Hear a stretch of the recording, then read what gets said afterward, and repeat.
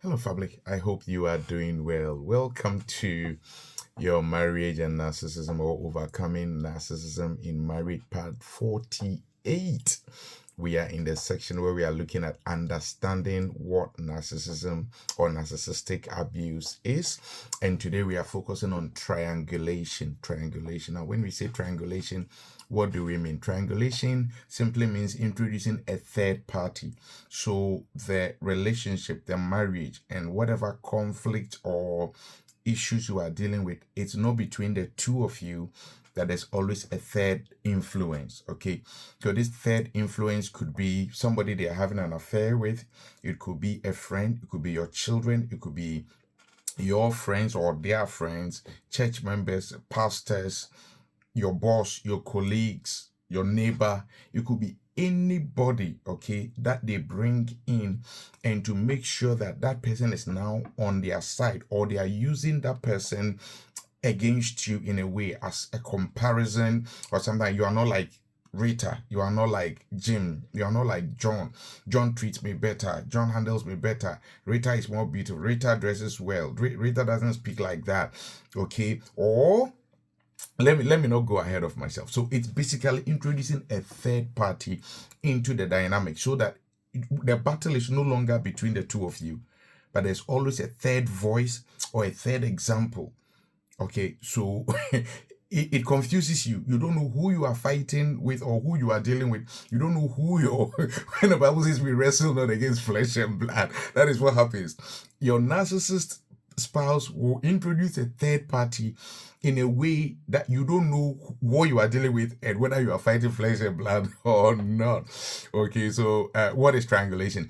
It's basically when a narcissist introduces another person into the situation to manipulate emotions and to control outcomes. Don't forget, a narcissist ultimate aim for all the things they do is to have control. They cannot afford not to be in charge. They cannot afford not to be controlling people. Okay, so it's a control thing. So the third party may be an ex-partner, a pastor, a friend, all those things that I've talked about. How does it appear in marriage? Number one is comparison. So when they bring this person in, what they do is comparison. Oh, look at John. John is not like you. Look at Messi. Messi is not like you. Messi does things better. You are not like her. You are not like him. You are all those things. Okay, so it makes you now be. It sort of reinforces what they are saying, that yes, of course, you are not like this person, so you are actually not as valuable. Okay, or you are not good enough. You are not right enough. You are really, really wrong. And most of the time they are rather wrong. But once they introduce a third party, it makes it look like you have no defense. Okay, so it's like they have a witness, and so that the witness may not even be aware that they are witness in the case. Okay, or an example. Number two is to provoke jealousy. They do that to provoke jealousy. So they bring this party in so that they'll be flirting with the person in your presence. They'll be touching the person, playing with the person. Oh, I'm going to call John. I'm going to call James. I'm going to call Messi. I'm going to call Rita. No, Rita is calling me. You see, somebody cares. Or something, you will go anywhere. You come there on the phone with this person over and over and over to provoke jealousy. If you not give me attention, somebody else is giving me attention. If you not talk to me, somebody else is talking to me. I can choose not to talk to you all day. I don't care. I've got people I'm talking to. Okay, somebody else is giving me attention. I'm giving someone attention. The attention I was supposed to give to you, I'm going to give to somebody. Okay, the third thing that they do with these triangulation people is that they present the family secrets, the private information in the marriage. They take it out. So issues about your intimacy, issues about your finances, issues about your plans, your investments, all those, everything they know, they take it out so that the person may have inside information, because eventually they will turn some of these triangulation people into flying monkeys. And when they come in, they should come in with authority. They should come in as people who know what they are talking about. So they feed them a lot of information that you are not aware of, information that you think this remains just between the two of us. Oh, they will say everything about everything. Okay, so you will be inside, but you are not covered. You are exposed without knowing. And a lot of the time, this information they will send out, they will twist it. They will take away key details and always make it look like you are an evil person, or you think you are smart, but they know you, or they are victims or whatever. They will never present everything even fairly. And a lot of lies are involved. Sometimes they are sending information, presenting them as deep secret information in their marriage, and it doesn't even exist. Later, when you talk to some of these people, you realize the thing they were telling them did not even exist, and yet they were telling them as issues that were actually inside their marriage. So triangulation is very, very dangerous. Number 4 is that now they try to form alliances with these people. So it's like you realize that you're not fighting one person. These people now will begin to believe in them. These people begin to see that this person is now a victim. We need to surround the person and help them. Okay. And so you realize that you are fighting more than one. And sometimes your spouse themselves will be standing there, and the real enemies will become the people who are so incensed by how they've been made to believe that you are treating them. And so they become the people that you have to deal with. Whilst your spouse, your narcissistic spouse, stands there and laughs because they know that they are playing you people up. They are knocking your heads together. Okay. Number 5 is that now you get misguided intentions, that sometimes some of these triangulation people will now even get into affairs with your spouse because they feel they are so broken. They need comfort, they need help, they need sex, they need any of these things, and your spouse will give themselves to them. So this is how come sometimes some of the infidelity happens with narcissists, because when you do that, some of the triangulation people now feel so emotional that this person is so good. Why is their spouse treating them like this? Let me step in and help them. So before I realize, they start sleeping together, they start doing all sort of dirty stuff, and they feel so righteous in what they are doing. They think that they are rather helping your spouse. They don't know they are breaking your home. That's what triangulation can be. And the flying monkeys can become so incensed. They feel so empowered because they feel they are on a righteous course. They feel they are fighting the Lord's battle. They don't know that Satan is actually using them.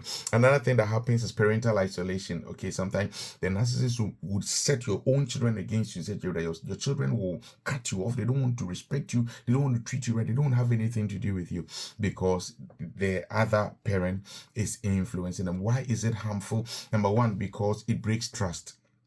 It breaks trust. Once a third party comes in, the marriage is no longer the two of us. You see, there's a covenant, there is a union, there is some privacy that a marriage should have. When third people come in, everything gets destroyed, and then this generates a lot of emotional damage. When your trust is broken, when you know so much about you and about your family, about your marriages out there, and some of them are even lies. Number 2 is that it develops self-doubt. You begin to doubt your self-worth. That who am I even? The way people see me, how people are mocking me, how I've lost respect before people because of the kind of things my spouse has told people. Who am I? Then there's emotional turmoil. Okay, the jealousy, the anxiety, knowing your spouse has been involved with all sort of people, all these people who are thinking all sort of things about you, who are attacking you, who are accusing you. It can really cause a lot of emotional exhaustion. Number 4 is that now you want people to hear you. If you are not careful, you want to fight. No, it's not true. What you heard is not true. What they told you is not true. And this thing, and the people have already believed what they will believe. So there's no point. But sometimes you are tempted to fight, to say, to clear your name, and the goalposts will always be moved. So it will never work well. And then the next thing that happens is division in the family. Your children will be set against you. Division in ministry, in friendships, in associations, and all that. People will become your enemies, and some of those relationships can never be rebuilt again.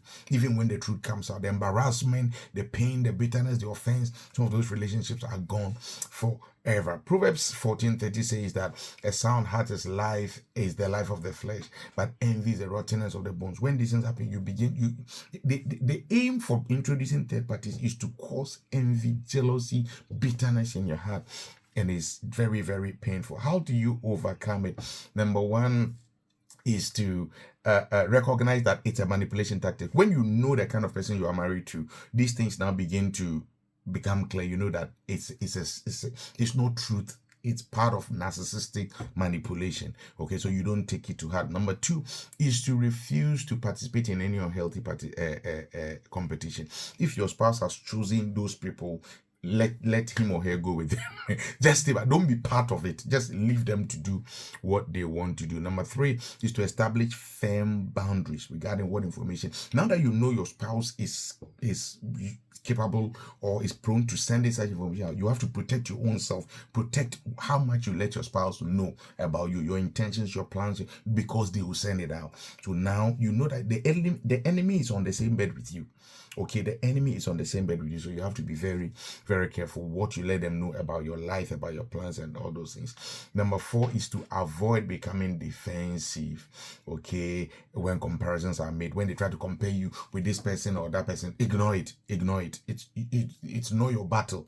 Leave them to run it. If that's what they think, good on them. Let them think like that.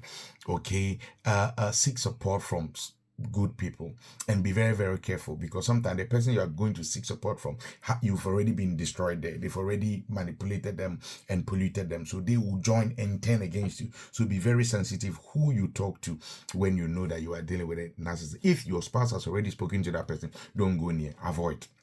avoid Okay, because narcissists know how to convince people. They know how to sound true. Okay, they know how to really sound true. You will never win. You will never win.